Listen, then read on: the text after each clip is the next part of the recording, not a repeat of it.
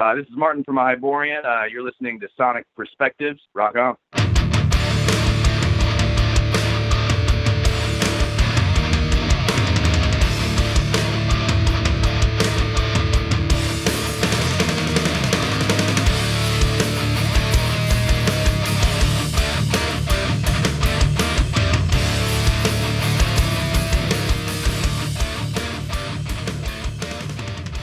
Hello everyone, and welcome to another interview of Sonic Perspectives. I'm Rodrigo Altaf, and in these coronavirus times, we're all trying to keep safe and sane. And thank God that metal is still in no short supply, as opposed to toilet paper.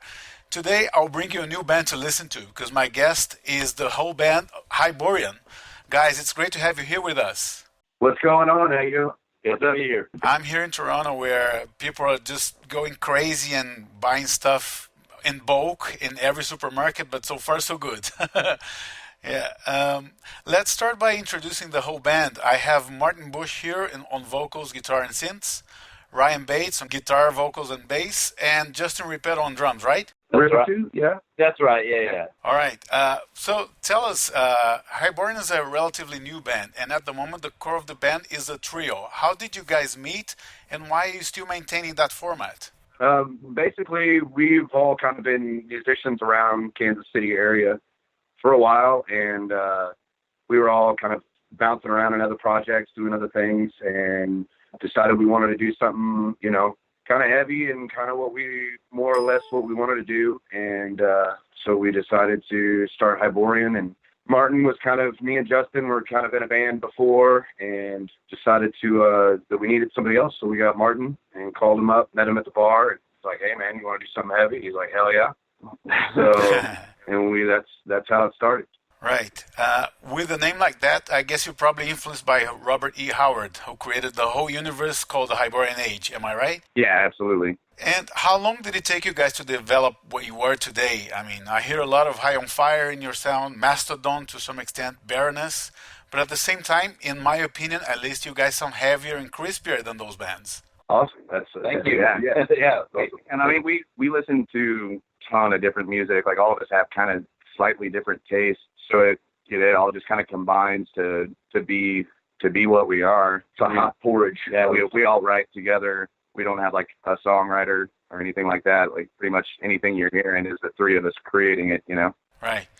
Another aspect I love about this band is the drums. I only listened to the second album so far, but I like that there's absolutely no signs of program drumming anywhere. Am I right? Yeah, no, there's no program drumming. And I don't play double bass either. So I just, kind of supplement like a lot of the fast rhythmic stuff with toms and hand stuff with just, fast single kick, I guess, And I haven't seen you guys live yet, but I imagine that you use massive drums in John Bonham style, right? Is that the case? Yeah, it's pretty much the drum kit that I play is pretty much John Bonham setup as far as sizes go. I play a 24-inch bass drum, whereas John Bonham played like a 26-inch, but the toms are all the same sizes as John Bonham played. So yeah, they're big drums, for sure. Yeah, and you guys have a little bit of an unusual setup because the two guitar players, Ryan and Martin, both sing. How did you guys reach the conclusion that two singers would be the way to go? And how do you split the vocal duties, the vocal harmonies and melodies and so on? I mean, really, Martin is more of technically, I guess you could say more of the lead vocalist because he's done it. He's had the most experience doing that in the past. And I've always kind of been a backup guy for the majority of the stuff and mainly just a guitar player. But I wanted to kind of do more vocal stuff and be there. And so kind of more or less just kind of comes naturally, we just kind of hear it. And, Marty is good about writing his vocal lines kind of write themselves as far as for the harmonies and backups and the ideas that kind of spin off of it. Just kind of allows me to add what I can. It's more work in progress at the moment, but it's just fun and it's just we think it adds a little more to the sound. And previous to Hyborian, to the band that Ryan was in before, he did some backing vocals and stuff in it, and going to see them play and stuff like that, I was like, man, you should sing more, and like you should take a more prominent role in the vocals. And when we started playing together, that was something that was really important to me personally, was to get him way more involved in the vocals, because he's awesome at it. He's really fucking good at it. Yeah, and I don't know if we can curse. Sorry. I've played in a band. Well, me and Ryan played in a band before this band, and yeah, I always wanted him to be doing more on the vocals, because that was, people loved, like, oh, I love it when Ryan sings. Yeah. And so, yeah, that was definitely it. Gosh, you guys. And what's the plan for the bass spot? I mean, do you guys see yourself turning into a quartet at some point in time? I mean, yeah, honestly, it's like we always envisioned it as a 4-piece, but when we started it, we had a buddy that we were excited about. We kind of started with him, but life, he had kids, got married, and did that route. So we kind of been bouncing around with bass players ever since, and just getting friends to fill in and help out. And it kind of when we decided to do the first record, we didn't have a timeline. There was no schedule or anything. We just wanted to get a record done and do it. And I just cut the bass on it at that time. And we had Anthony, who was in kind of our main bass player there for a while, kind of came on right at the end as we were recording it. And so, and things kind of happen. And again, life gets in the way of things, stuff like that. We found ourselves back as a 3-piece, and we had a couple of buddies fill in, thus far, but I don't know. We want a quartet, but at the same time, until we find the right guy, I guess, and it makes sense, then we're just going to keep on rocking. Yeah. I see. And if you guys had to select someone today, what would be the main criteria? How would you go about it? Have you thought about that yet? I mean, honestly, it's Kansas City, and we're kind of a small market. It's not the biggest. So it's kind of hard, like we got all of our friends, and again, we've been fortunate to find buddies to fill in when necessary, and trying to find like a permanent guy is just been, it's hard to ask somebody to give up their entire life. Yeah. Change their lifestyle completely, Yeah. Well, Jason Newsted's not doing anything at the moment that I know of, so you can ask him, maybe. Oh, yeah. Dude, that'd be awesome, actually. Call him out. Oh, yeah. Let's get him on the line. Yeah. Hey, his new stuff ain't too bad. I haven't heard Hyborian Volume 1 yet, but how would you compare it to the second album, Volume 2? I only heard the 2 singles from the first album, As Above, So Below, and Maelstrom. In my opinion, I think Volume 2 is a little bit more dynamic than the songs I heard so far. I would agree with that. Yeah. So Volume 1, those are all songs we wrote, right at the beginning of us being a band. We recorded that record ourselves, and then had Justin Rippeto at West End Studios mix it for us. So it was we were an independent band. We weren't signed to a label. I think we've just had more time to develop our sound with Volume 2. I think Volume 1, we didn't really push ourselves as hard musically as we did for Volume 2, because if we were still feeling each other out and figuring out what we were capable of as a group. I think we've got a much better idea of that now. So it was easier to write more complicated and more technical things for Volume 2. At least try to. Yeah. Try to be a little more progressive, I guess. Yeah. For sure. And, hopefully kind of like the good stuff that we thought we did well on the Volume 1, we tried to emphasize that and kind of work that, make sure that there's plenty of that in there. And then the other stuff was just more like having fun and doing more of stuff that we kind of want to do. I would love to be Dimebag Darrell, but it's a mighty mountain to climb there. So, you just kind of keep working towards it and keep pushing yourself and try to make the next one better than the last one. That's kind of always been our thing. Like every song we write, we're trying to write just beyond our ability to play it, and then continue to get better as musicians. So we're always trying to write write things that aren't necessarily the easiest for us at the time to play, but then that pushes us to keep growing as musicians, And then the playing and singing it is. Yeah. And tell me about the album cover of Volume 2, which is stunning and scary at the same time, I thought. It was made by an artist called Ettore Del Vigo, right? Yeah, he's an Italian guy that we literally just found him. We were all sitting around linking to different artists on Instagram and going down the rabbit hole basically, and we found his stuff and we're like, oh my gosh, yeah, this is perfect. And we hit him up, and we thought it was a long shot because he's a really established, amazing, successful artist, you know.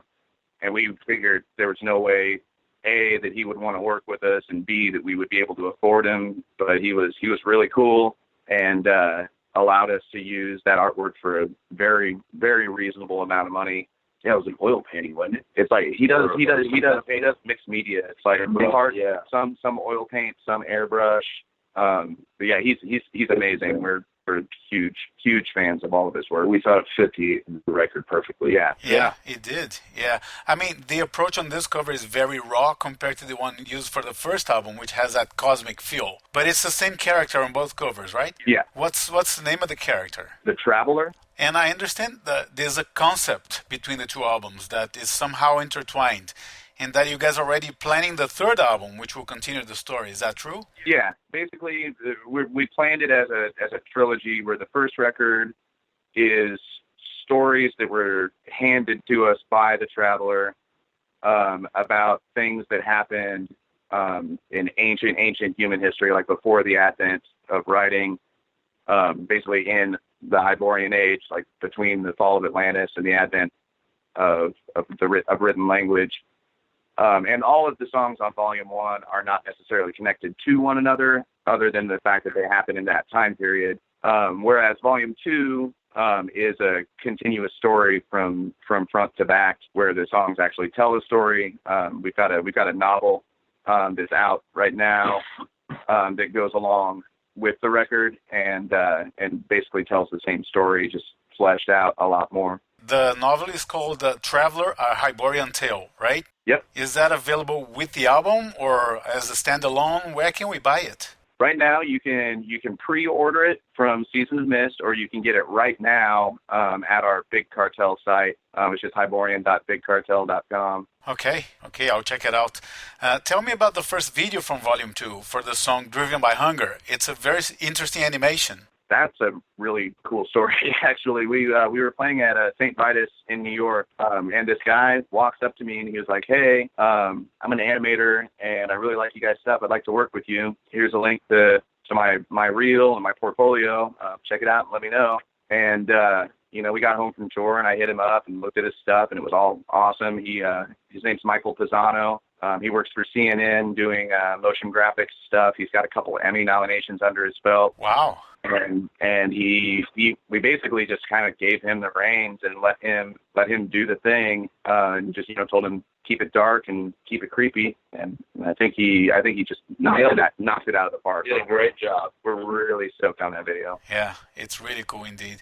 And another standout track for which you guys made a video is Expanse, which has more of a live feel to it, with only the band playing, right? Yeah. Was that intention to have two completely different sort of videos, or just by accident?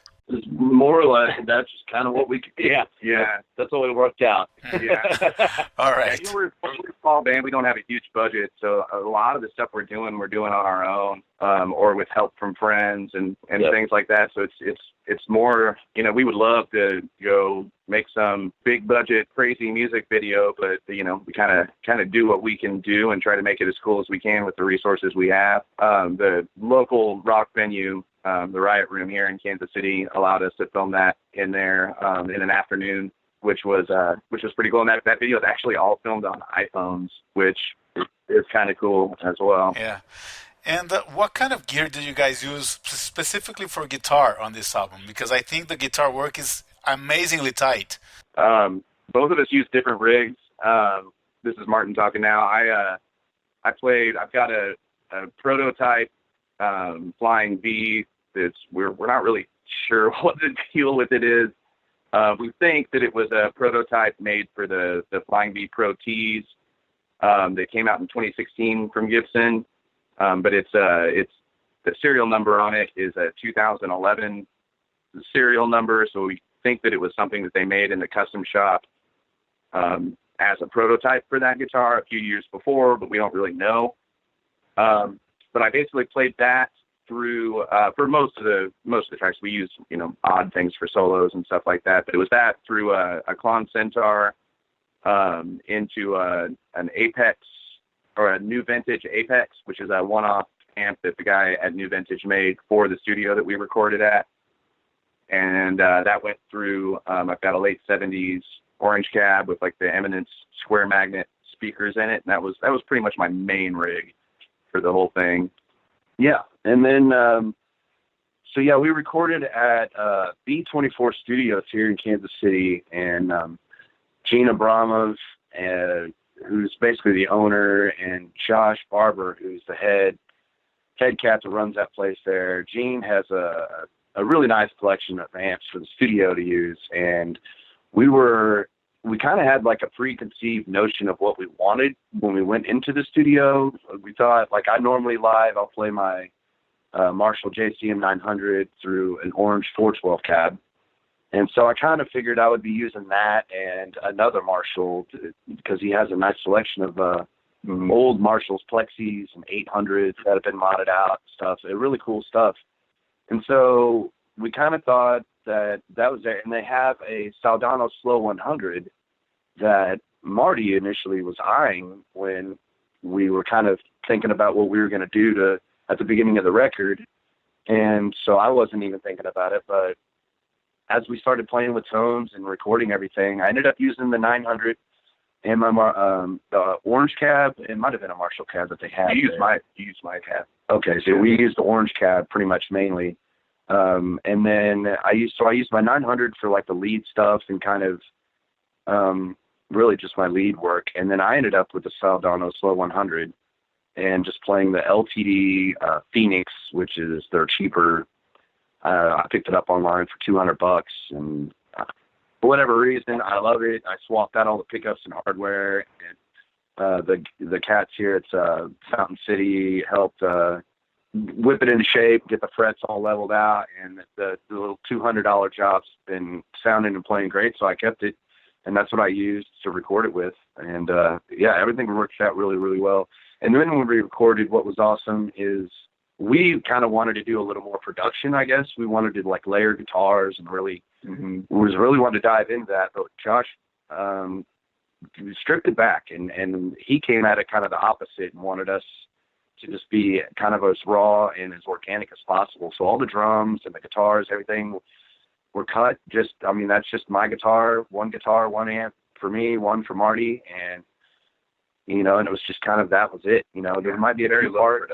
Yeah, there's a few parts we might have did an overdub or something just to make it a little heavier at a moment. But for the most part, it was just real simple, kept it real simple. And I thought it worked out great and sounded great. Yeah. It did. Sure. Yeah.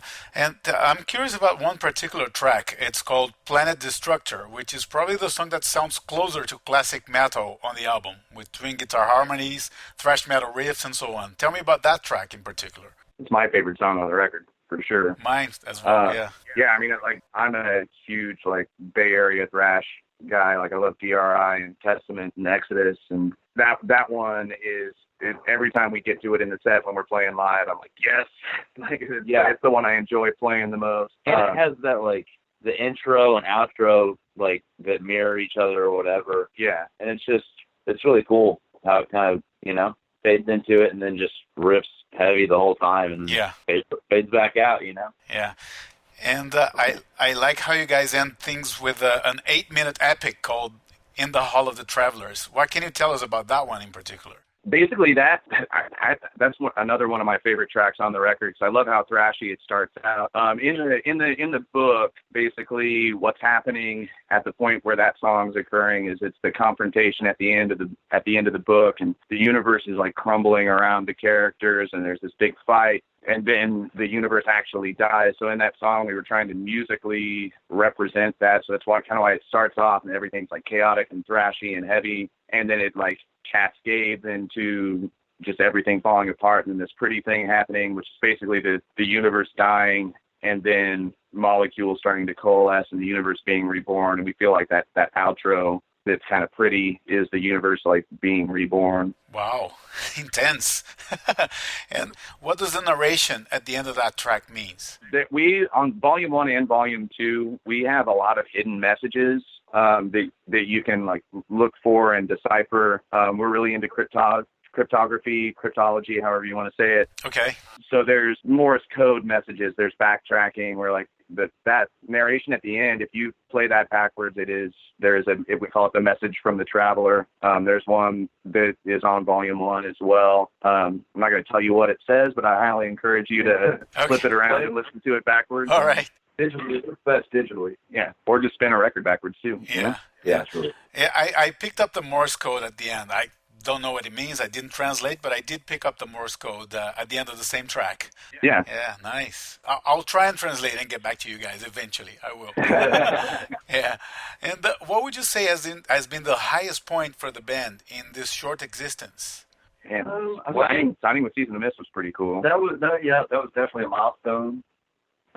Playing shows with bands that we love. Yeah, we've gotten to play with a ridiculous amount of our heroes, which is really cool.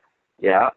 Going on tour with Weed Eater was a big highlight. Yeah. That was amazing. That was fun. Those guys are awesome. They're actually playing in Kansas City tonight. Yeah. Oh, wow. Okay. One show that hasn't been canceled then. Because everywhere people are canceling. Those people never cancel a show. I cannot imagine any scenario. Like, there could be nuclear bombs going off, and I bet they would still play a show. The coronavirus does not affect Weed Eater. Yeah, I don't think it's live in it. I think that if they got infected by the coronavirus, we could take their blood and vaccinate everybody else in the world with it. Right. So Volume 2 comes out on March 20th. Where can the fans get it, and what are the formats available?